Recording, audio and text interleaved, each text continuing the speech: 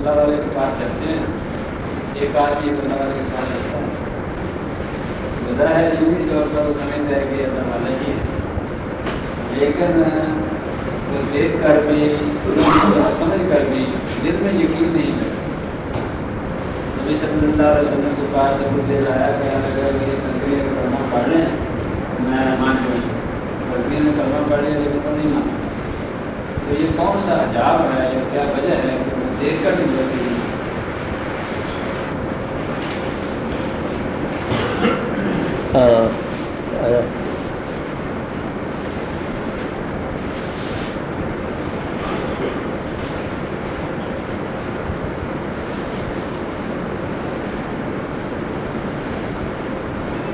اچھا، یہ لطف کی بات ہے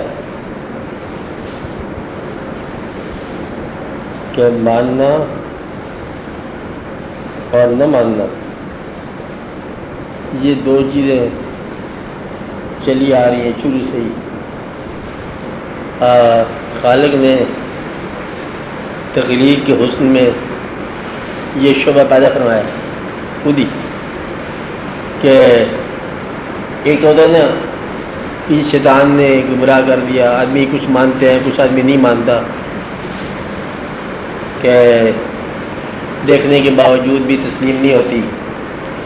مسجد کے پاس مکان ہے، بلکہ ہر مکان کے پاس مسجد ہے آج کل تو، لیکن ہر مکین جو ہے نا مسجد میں نہیں دیکھا جاتا کہ 24 گھنٹے وہاں ذکر فکر نماز ہو رہی ہے، لیکن کچھ لوگ ہیں کیونکہ ایسی بات محسوس کرتے ہیں کہ یقین جو ہے نا ان کا قائم نہیں ہوتا، دیکھ کر بھی نہیں مانتے۔ کچھ لوگ ہیں سن کے مان لیتے ہیں، کچھ لوگ ہیں جو ایسے ہی مطلب اندازہ کر کے اپنے ایمان کو تسلیم ملاتے ہیں۔ یہ بات ان بہت سارے اسرار میں سے ہے جن رازوں کو دریافت کرنے کی تو خیر مہلت نہیں ہے، صرف سمجھنے کا یا ایک بار نشاندہی کا موقع ضرور ہونا چاہیے تاکہ انسان کا ایمان جو ہے نا وہ اس موڑ سے آسانی سے گزر جائے۔ میری بات آپ غور کریں کہ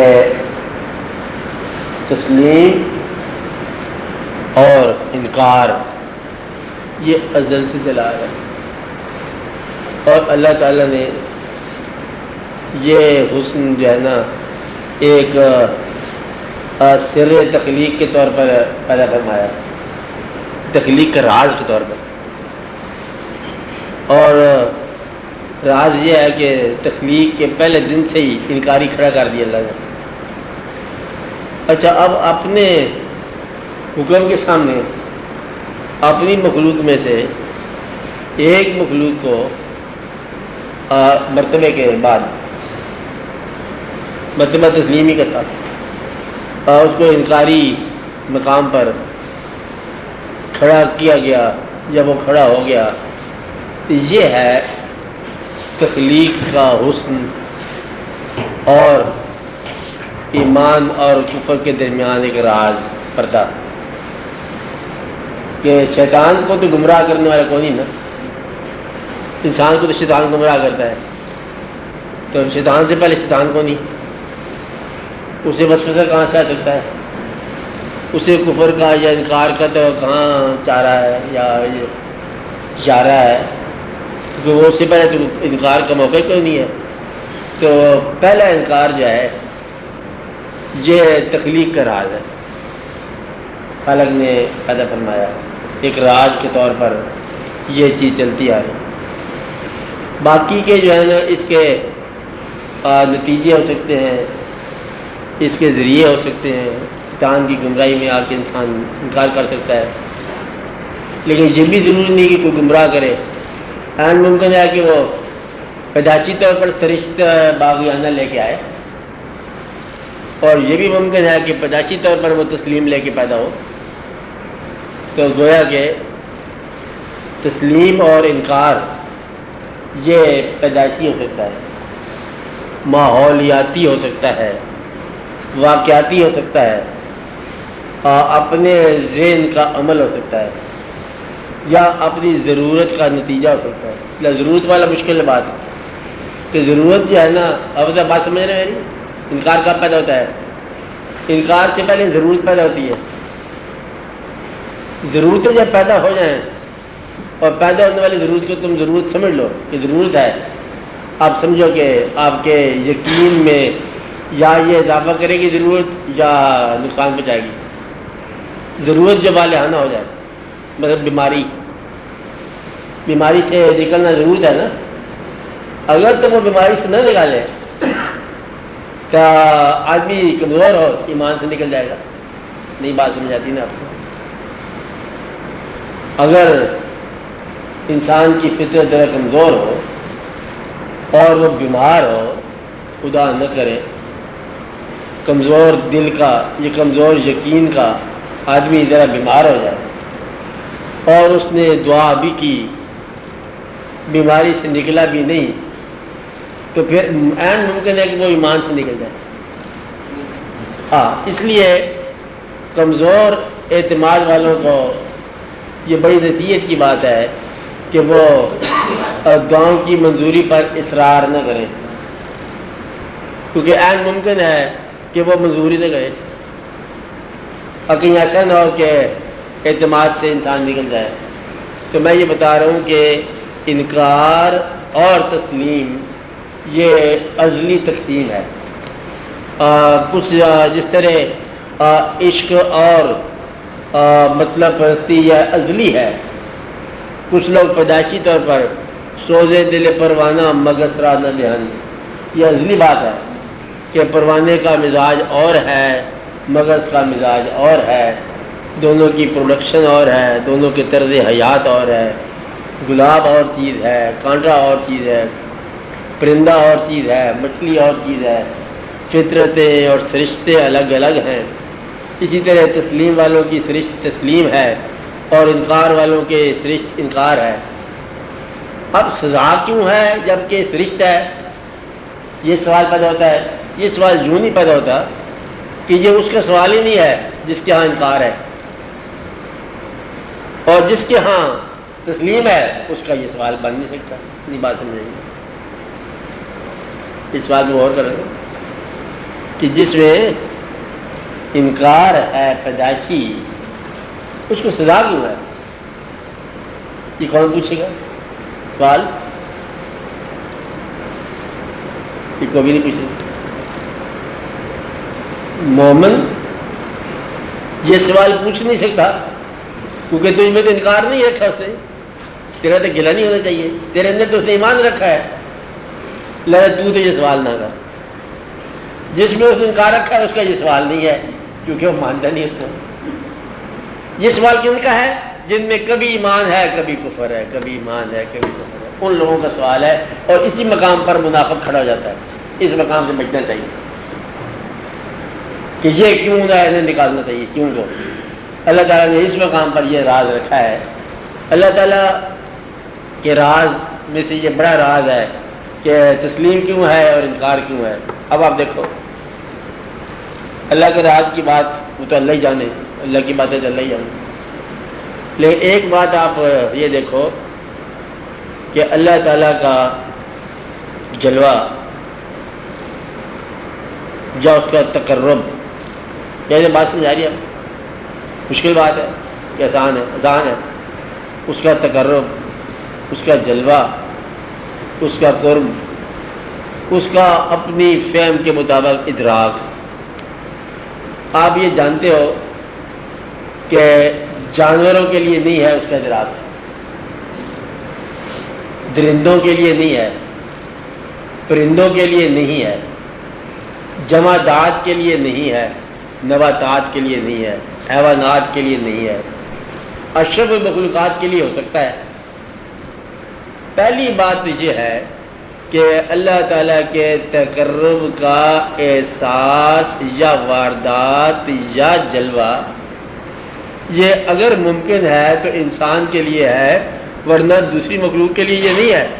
دوسری مخلوق کے تقرب ہو تب بھی احساس نہیں ہے، آپ کو بات سمجھ آ رہی؟ احساس اور شعور اللہ تعالیٰ کا کس کے لیے ہے؟ انسان۔ اب انسان کے لیے ہی یہ سارا سفر ہے کہ اللہ تعالیٰ سے دوری یا اللہ کا قرب جو ہے نا، یہ انسان کے سوالات ہیں، اور انسان ہی کا کھیل سمجھو یا ایمان سمجھو یا رونق سمجھو۔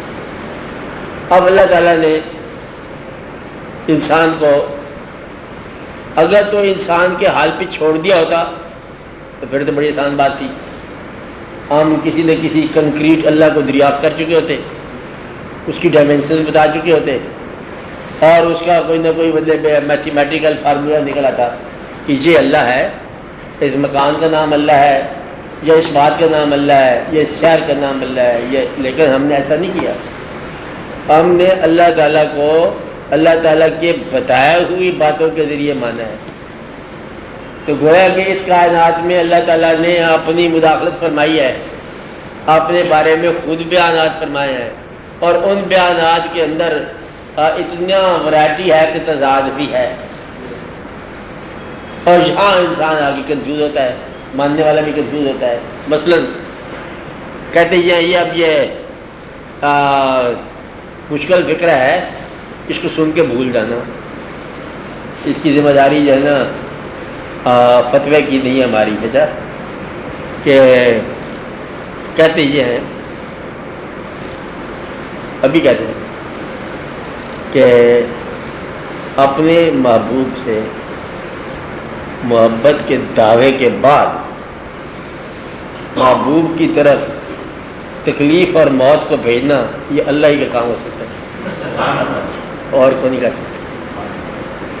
بس یہ اللہ ہے کہ محبوب پر درود بھی بھیجے اور بیماری بھی بھیجے، آپ پتھر بھی بھیجے، سلام بھی بھیجے، اور زندگی بھی لازوال کر دے اور موت بھی ذائقہ دے دے۔ یہ اللہ تعالیٰ ہی افورڈ کر سکتا ہے، اس کی ہم سے مار نہیں فکرے گے، بہرحال یہ اللہ ہی کر سکتا ہے۔ تو اللہ جو ہے وہ اپنے محبوبوں کو سلام بھی بھیجتا ہے، تکلیف بھی بھیجتا ہے۔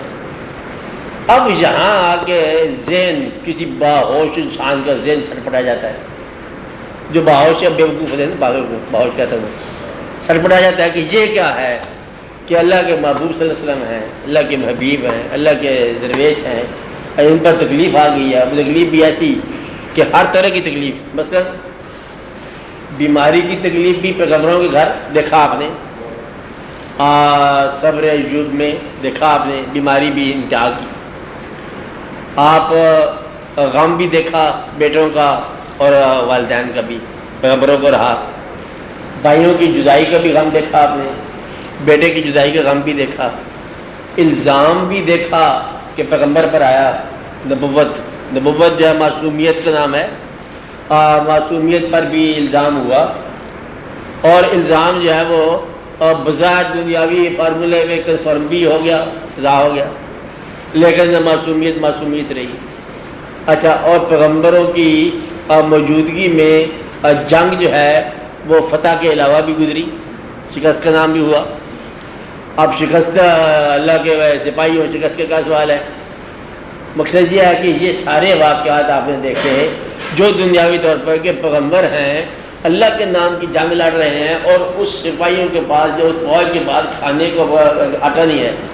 کبھی آپ نے یہ سنا یعنی کہ لشکر اسلام ہو اور اس کے پاس آٹا نہیں ہو؟ اس حد تک یہ آپس کی بات ہے کہ کہتے یہ ہیں کہ شروع کے جو لشکر تھے نا، ان کی فوج کو جب فاقے کا حالت ہوگی، فوج کی گنتی کے چند آدمی ہوتے ہوں گے نا مجاہدین، لکھنے والے لکھتے ہیں کہ حالت یہ ہوگی بعض اوقات کہ بڑا ہی مشکل ہو گیا۔ چلیے تو آپ نے دیکھا کہ پیٹ پر پتھر باندھنے کا واقعہ دیکھا نا، لکھنے والے نے اور لکھا کہ بعض وقت ایسا ہوا کہ چونٹیوں کی بلوں سے بھی اناج نکالنا پڑا۔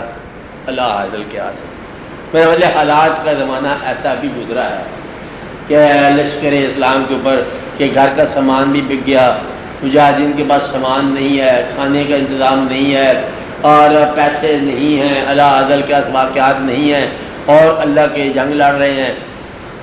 یہ آج کے ذہین آدمی کے لیے پرابلم ہے بڑی کہ اللہ والے ہو کے، اللہ کے سپاہی ہو کے، تو یہ اتنی بڑی ابتلا کیسے؟ اب پھر دعویٰ کہ ہم اس کے لیے فتح مبین کی حکم دیتے ہیں، اور اگر تم ہمارا نام سے لے کے زندگی گزارو تو تمہیں فوز و فلاح کے ساتھ تعارف کیا جائے گا۔ ایک اور جگہ اعلان کہ تم میری طرف دعا مانگو تو پھر میں سنتا ہوں اور دعائیں منظور فرماتا ہوں۔ اور یہ ایسا کبھی ہم نے دیکھا کہ دعا ہم نے کی ہے سنی تو ہوگی تو منظور تو نہیں ہوئی ہے، کہ واقعات۔ اب یہاں آ کے جو آج کا ذہن ہے وہ الجھتا ہے، اور یہی اسرار ہے، راز یہیں پر ہے کہ کربلا کے ساتھ اللہ تعالیٰ نے، چلو باقی دنیا نے جو کیا تو کیا، اللہ نے کیا کیا؟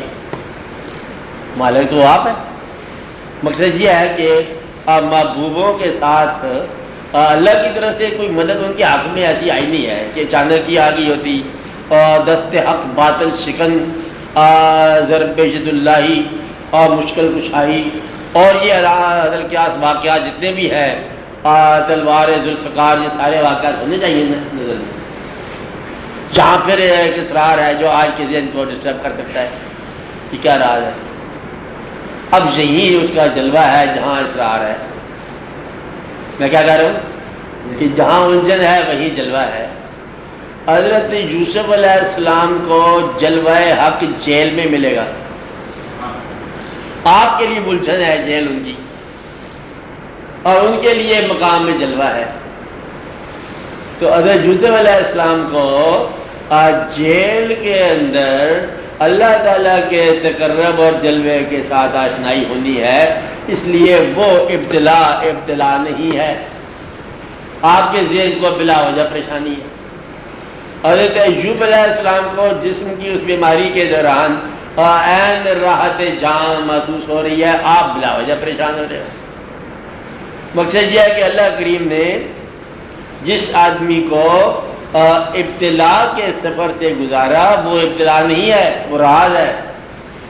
اگر ابتلا ہوتی تو ان میں سے کوئی شخص جو ہے استعفیٰ کرتا یا واپسی کا سفر کر لیتا، اور اگر انہوں نے نہیں کیا تو آپ کون ہو ریزنٹ کرنے والے؟ کیونکہ آپ نہ سمجھو لا تشعرون، اب تمہیں شعور نہیں ہے، بلا جاؤں ولکن لا تشعرون، وہ تو زندہ ہے اور تمہیں شعور نہیں ہے۔ یعنی کہ اللہ اور اللہ کے بندے کے درمیان جو راز چل رہا ہے وہ بظاہر تکلیف کا نام ہے، آپ کو یہ تکلیف ہو رہی ہے اور وہاں راز چل رہا ہے، وہاں جلوہ ہو رہا ہے، اور آپ اس بات کو سمجھ نہیں پاتے، آپ الجھ جاتے ہو۔ تو گویا کہ اس کا فیصلہ کون کرے گا کہ یہ راز ہے، یہ تکلیف ہے؟ جس پر تکلیف ہو رہی ہے وہ بتائے گا۔ کسی نے بتایا آپ کو کہ ہم تکلیف میں ہیں؟ یوسف علیہ السلام نے خبر دی جیل میں سے کہ میں تکلیف میں ہوں، اور کسی پیغمبر نے خبر دی کہ میں تکلیف میں ہوں، کسی اولیاء اللہ نے آپ کو کہا کہ میں بڑے دکھ میں ہوں، اور ان کو گردے میں درد ہوتی ہے، چیخیں لگتی ہیں آسمان تک، اولیاء اللہ کی بات کر رہا ہوں، ہاں، اور پوچھا جائے کہ یہ کوئی علاج کیا؟ نہیں ٹھیک ہے، خیر ہے، وہی کچھ ہے جو کچھ ہے۔ ارے یہ یہاں کے مطلب واقعات قریب قریب کے، تو بظاہر جس آدمی پر وہ ابتلا گزر رہا ہے وہ اس کے اندر انڈلج کر رہا ہے، ریلش کر رہا ہے، کیونکہ اس کا تقرب مل رہا ہے۔ دیکھنے والا کہتا ہے چنگا اللہ والا ہے، مطلب اس کے اوپر تو تکلیف گزر رہی ہے، تو اللہ تعالیٰ نے کیا کیا؟ اور اللہ تعالیٰ کا راز، وہ جو اللہ کے قرب کا ذریعہ ہے، وہ تکلیف کے اندر اللہ کے قریب آ رہا ہے، اور وہ محسوس کر رہا ہے قریب آ رہا ہے، حتیٰ کہ موت کے اندر مشاہدہ پورا ہے۔ اللہ نے خود لکھا کتاب میں کہ جب اس کی جان اس کے حلق میں آ رہی ہے تو میں نہیں پتا اس کی میری کیا باتیں ہو رہی ہیں، اس کی ہم باتیں کر رہے ہیں۔ اب یہ دیکھو کہ تکلیف کون سی تکلیف ہے اور کون سی تکلیف راحت ہے، یہ فیصلہ کرنے کے لیے غور کرنا پڑے گا کہ وہ جو صاحب تکلیف ہے اس کا بیہیویئر کیا ہے تکلیف کے دوران۔ آپ میری بات سمجھ رہے ہیں؟ اگر تکلیف کے دوران نظر آ رہی تکلیف کے دوران اس کا بیہیویئر اللہ تعالیٰ کے تقرب میں گزر رہا ہے تو وہ تکلیف جو ہے اللہ کی طرف سے انعام ہے، اور اگر وہ ریزلٹ کر رہا ہے، ریئیکشن کر رہا ہے، ناراضگی کا اظہار کر رہا ہے، بچنے کی فکر کر رہا ہے، تو یہ تکلیف جو ہے ابتلا ہے اور وہ دنیا دار ہے۔ تکلیف جو ہے دنیا دار کے لیے سزا ہو سکتی ہے، لیکن اللہ کے اپنے بندوں کے لیے وہی تکلیف جو ہے نا وہ راحت ہے۔ تو گویا کہ یہ ری ایکشن کا نام ہے ساری واقعہ، کہ اگر آپ تسلیم کرنے والے ہیں تو اس کی طرف سے آنے والی ہر چیز چاہے وہ مشکل ہی ہو تو اس کو آپ تسلیم کرنے والے بنائے گئے ہیں پیدائشی طور پر۔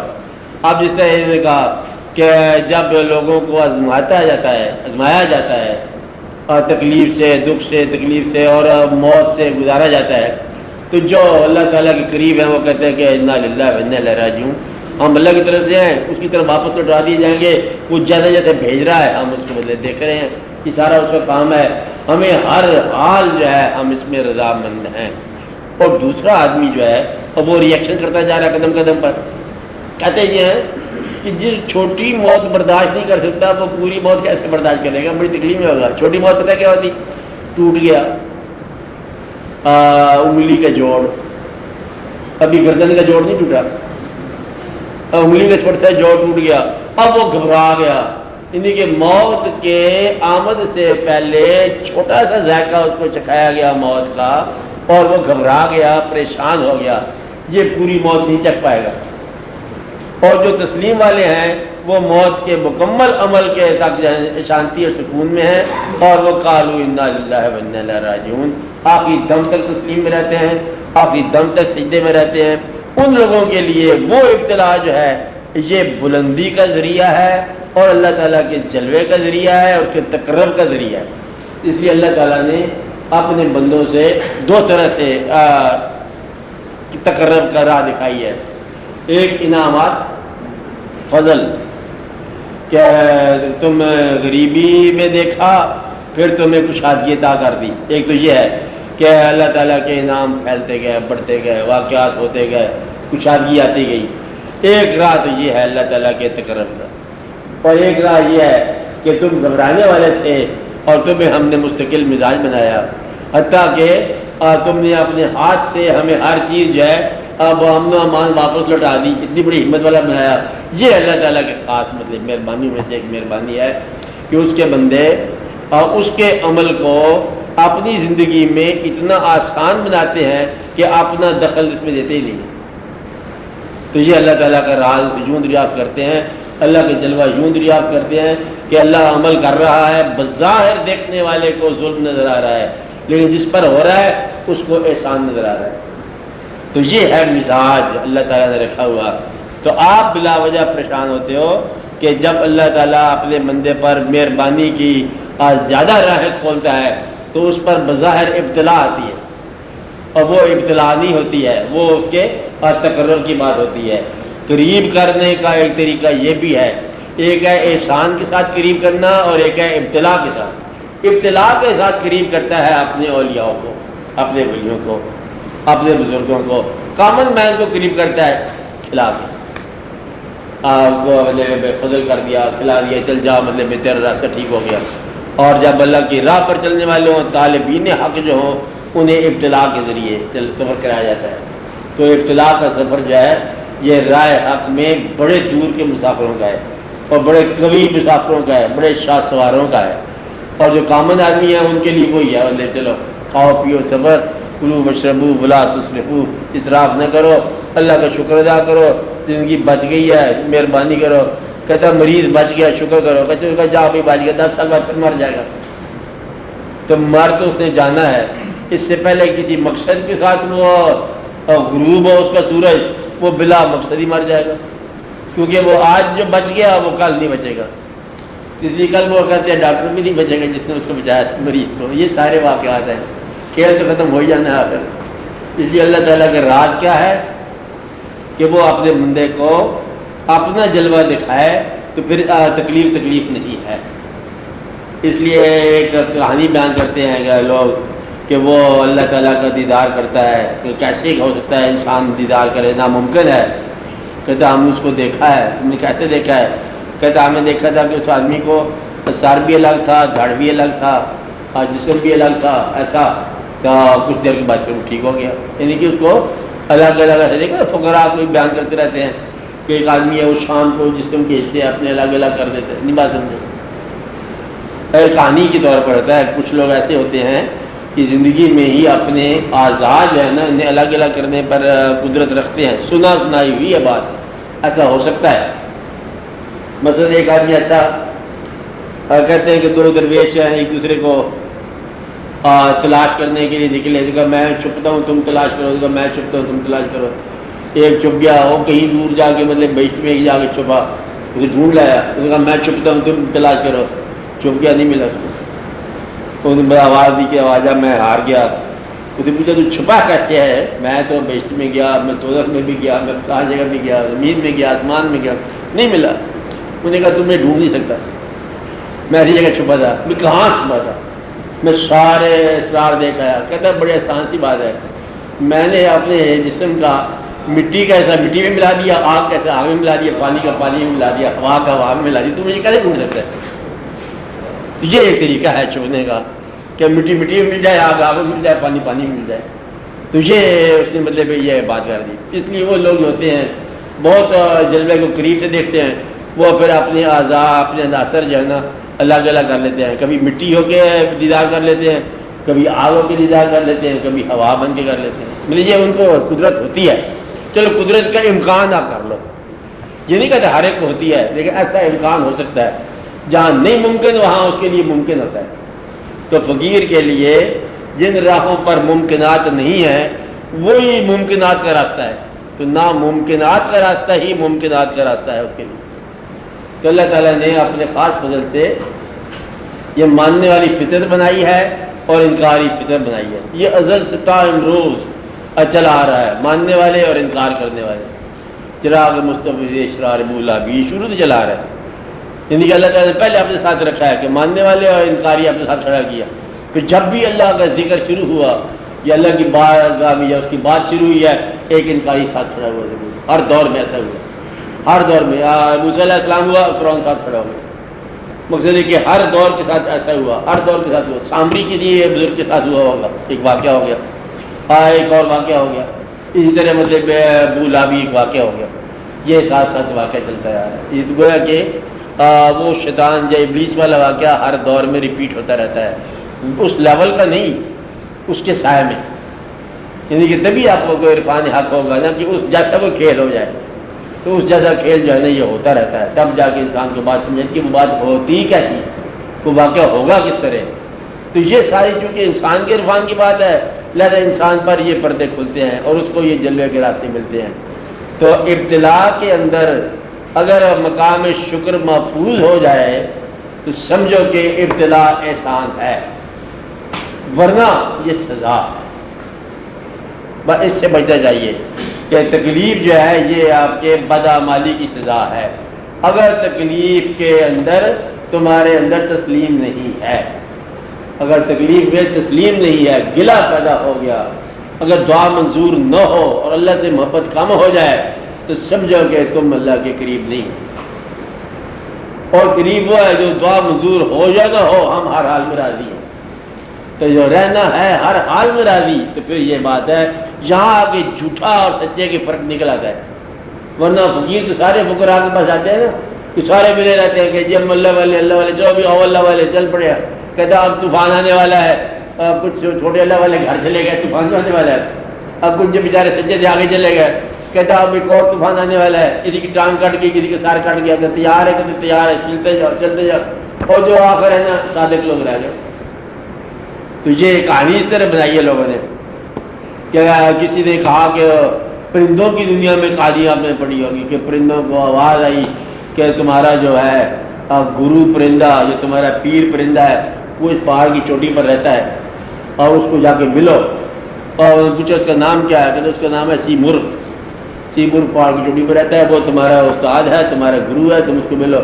وہ جی 1,00,000 پرندے ہوئے جتنے بھی اس علاقے میں تھے سب چل پڑے وہ بندوں کی طرف. پہلے طوفان آیا, گر گئے, ہوائیں آئی, مر گئے, برف آئی, تباہ ہو گئے. چلتے گئے چلتے گئے چلتے گئے.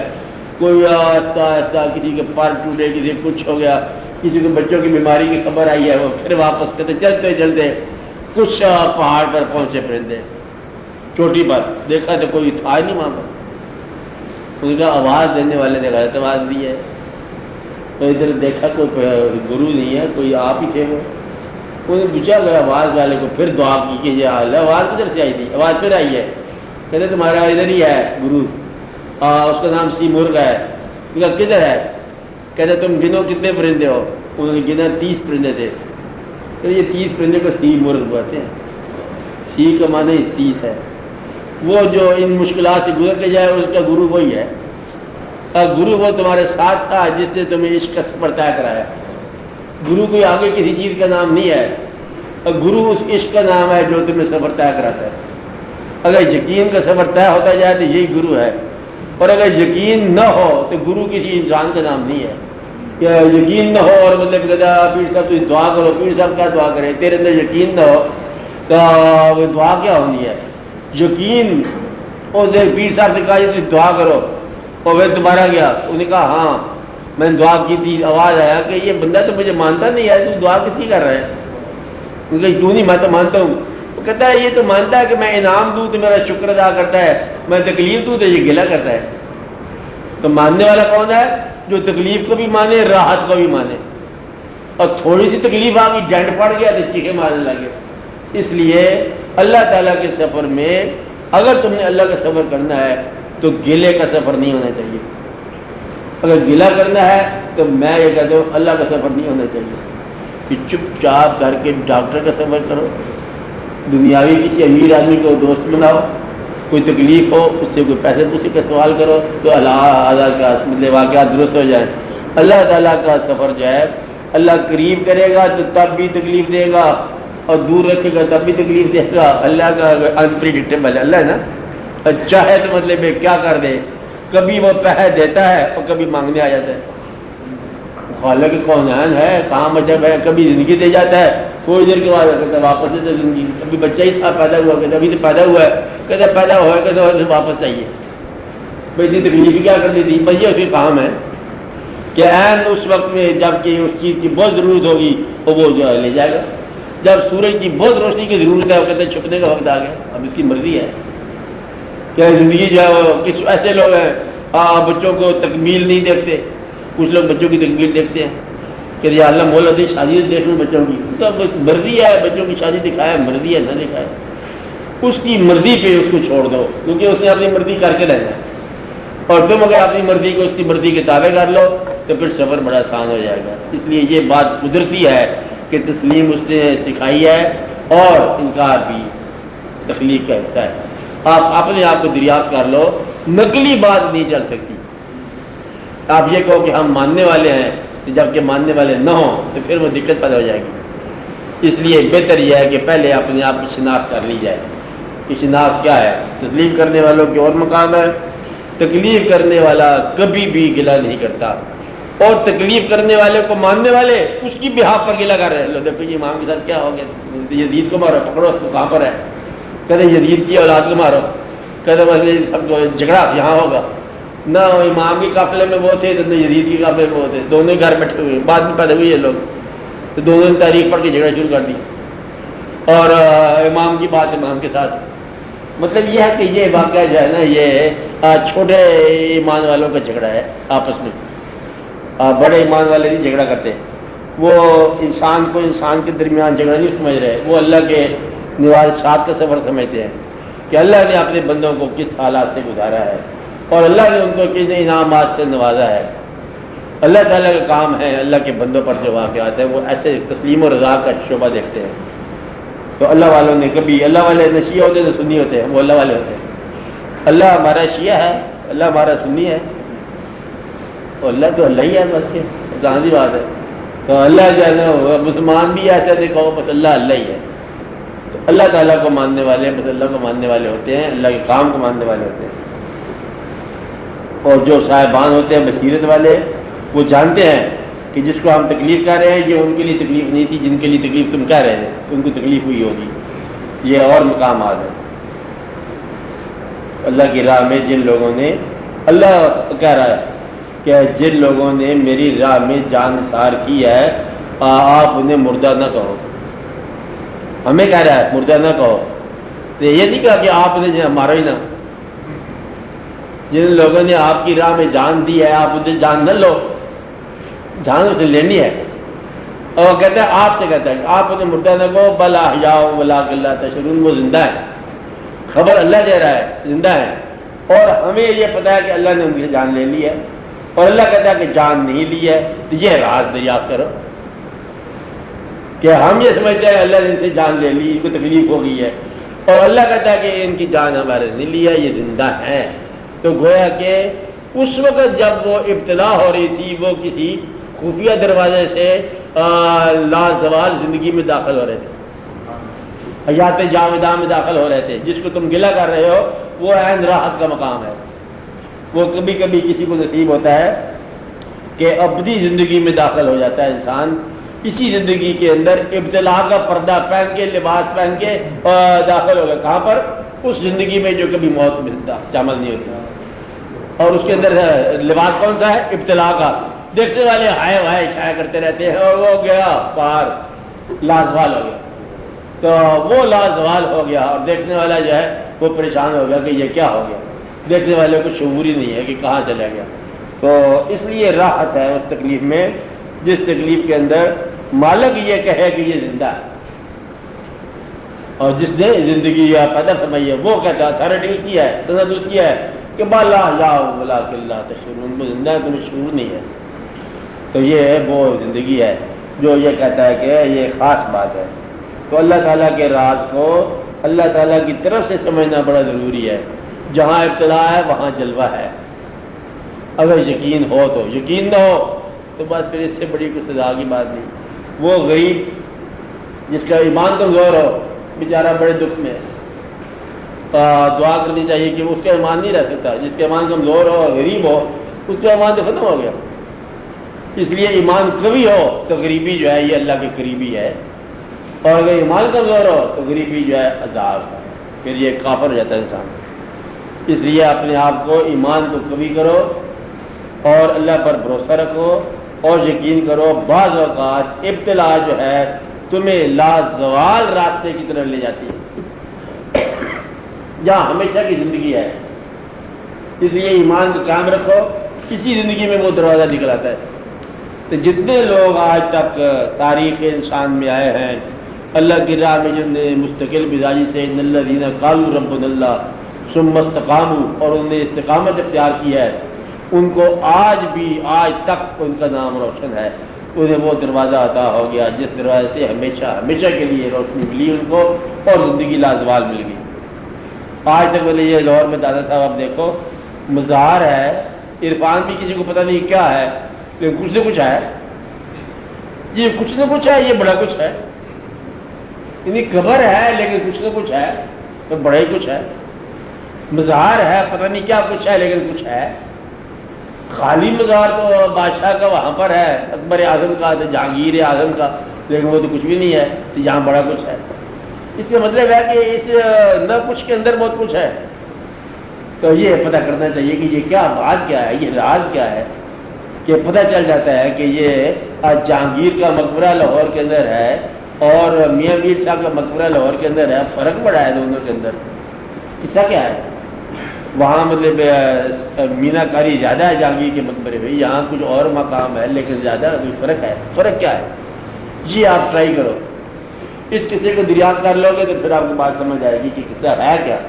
تو اللہ تعالیٰ کے تقرر سے یہ بات ملتی ہے، اور نہ سمجھ آئے تب بھی بات چل رہی ہے. اب سے بات سمجھ آ رہی ہے؟ نہ سمجھ آئے تب بھی چل رہا ہے. اس لیے اگر آپ کو یقین کی راہ نہ سمجھ آئے تب بھی نکل جاؤ یقین میں. تو بعض کہ کمزوری کی بات ہے تب بھی نکل جاؤ. یقین کا مطلب ہے کہ کڑا کر کے دل جو ہے نا حوصلہ کر کے تکلیف کو گلے کے بغیر گزار دو. میں راز میں یہ بتا رہا ہوں، تکلیف آئی بہت سخت، تیرے گلے سے تکلیف دور نہیں ہونی، راز یہ ہے. تیرے علاج سے بھی دور نہیں ہونی، راز یہ ہے. تکلیف کو میلہ بنا دے، گلا کرنا چھوڑ دو. تو اس کی مرضی ہے یہی تو چلو یہی صحیح، اور تو یہی چاہتا ہے تو یہی صحیح، ٹھیک ہے. ایک آدمی کے پاس گئے لوگ، درویش کے پاس، سرکار دریا میں سیلاب آ رہا ہے، دریا میں کوئی دعا کر، سیلاب آ رہا ہے، شہر تباہ نہ ہو جائے. کہتا اچھا دعا کرتا ہوں. دریا کے کنارے گیا، اس نے کہا کوئی بیلچا دو، بیلچا لگے وہ کنارے کو اور کاٹنے لگ گیا، تیری مرضی سیلاب ہے تو میری مرضی بھی سیلاب ہی ہے، وہ دریا چلا گیا واپس۔ ایسے سے لوگ دیکھنے میں آئے ہیں کہ اس کی رضا پر کھڑے ہو کر انہوں نے دعا کا سبب پورا کرا دیا۔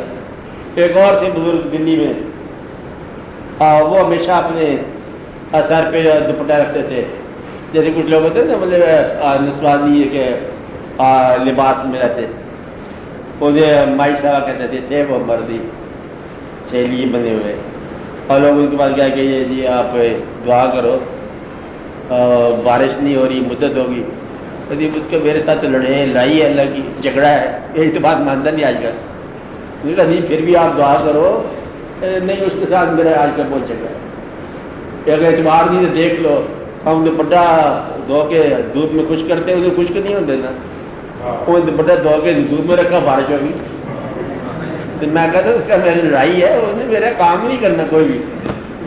ایسے ایسے لوگ جو ہے نا یہ راز و دیات کی باتیں ہوتی ہیں لوگوں کی، یہ یقین والوں کے سارے چراغ ہیں اور بے یقینوں کا جھگڑا ہے، شیعہ بھی بے یقین ہے، سنی بھی بے یقین ہے، اور یقین والے وہی تھے جو یقین والے تھے۔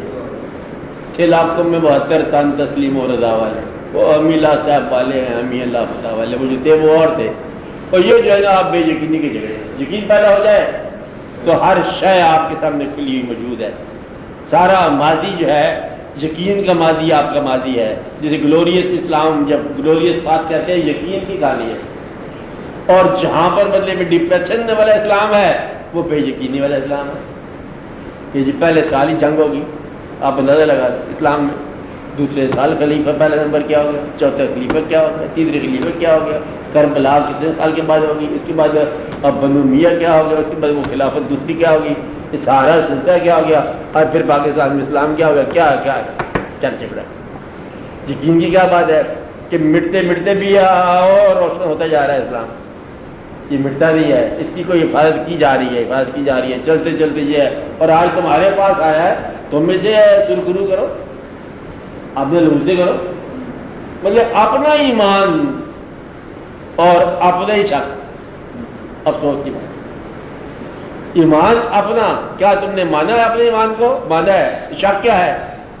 اپنے ایمان پر شک، اور چھوٹی چھوٹی ذاتیں ہیں اس پر بھروسہ بڑا، ہم شیخ ہیں، ہم برہمن ہیں، ہم یہ ہیں، ہم وہ ہیں، راجپوت بھی ہیں، وہ پتہ نہیں آپ ہیں کہ نہیں ہیں، راجپوت ہونے پر بڑا فخر ہے اور اسلام ہونے پر ندامت ہے، تم ہی ایمان میں کمزور ہو، بھائی ایمان نہیں کہتے ہم نے، ایمان میں کمزوری ہے، اپنے ایمان میں اپنی قوت پیدا کرو، اپنے اللہ پر آپ بھروسہ کرو، اور اپنے ایمان کے اندر اور مومن ہو جاؤ، یا ایھا الذین آمنوا آمنو، اے ایمان والو ایمان لاؤ، اے ایمان والو ایمان لاؤ، ایمان تو لے آئے ہو، اب ایمان لاؤ، یعنی کہ اپنے ایمان پر اور ایمان، جب داخل ہو گیا تو پوری طرح داخل ہو جاؤ، یا پوری طرح باہر نکل جاؤ، باہر نکلنا تم افورڈ نہیں کر سکتے،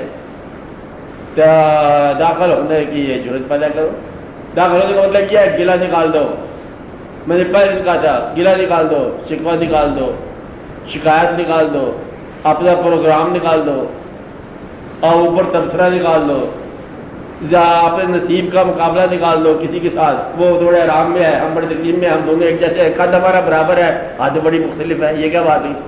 قد برابر رہتا ہے، حد مختلف رہتی ہے، یہ اس کی مرضی ہے، کہتے ہیں یہ کیا بات ہے، اس کا رنگ اور ہے، ہمارا رنگ اور ہے، یہ رنگ کا فرق رہتا ہے، نصیب کا فرق رہتا ہے، اس کو اس کا نصیب ہے، اس کو اس کا نصیب ہے، یہ پہاڑ اور گلہری کا جھگڑا ہے نا، یہ اقبال نے فیصلہ کیا تھا کہ پہاڑ نے گلہری سے کہا کیا تو چھوٹا سا بندے بھی جانور ہے، ادھر سے ادھر بھاگتا ہے، نکل جا، ہٹ جا میرے راستے سے، پہاڑ ہوں کیا سمجھتا ہے؟